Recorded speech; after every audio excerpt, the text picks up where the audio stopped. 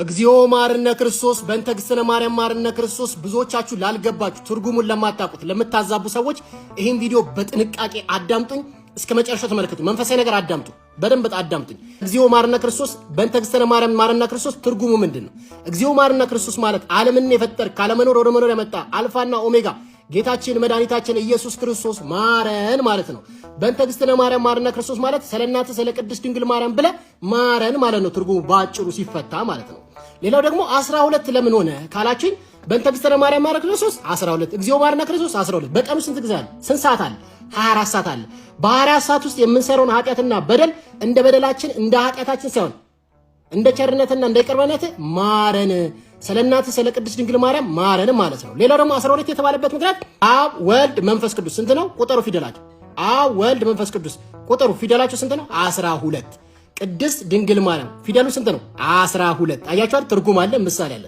አሁን ለእንዴት ነው ማለት የምንችለው የሚለውን ነገር ደግሞ ላስረዳችሁ። ስንጀምር ከዚህ ወደ ታች ስንጨርስም ከዚህ ወደ ላይ ነው የምንጨርሰው።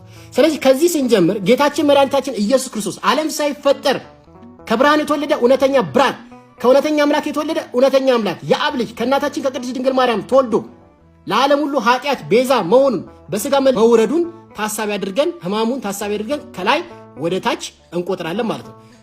ከዚች ወደ ላይ የምንቆጥርበት ምክንያት ደግሞ ጌታችን መድኃኒታችን ኢየሱስ ክርስቶስ የዓለሙን ሁሉ ኃጢአት በመስቀል ላይ ተሰቅሎ አንጽቶ አድኖን ወደ ሰማይ ማረጉን ታሳቢ አድርገን ከዚህ ወደ ላይ እንቆጥራለን ማለት ነው። ከዛን ከዚች ወደ ታች የምንቆጥረው ደግሞ ጌታችን መድኃኒታችን ኢየሱስ ክርስቶስ ዳግም እንደሚመጣ በእያንዳንዳቸው ኃጢአት ላይ ሊፈርድ እንደሚመጣ የሚያሳይ ነው። ከዚች ወደ ላይ ደግሞ የምንቆጥረው ደግሞ ሚስጥረ ትንሣኤ ሙታንን ይገልጻል።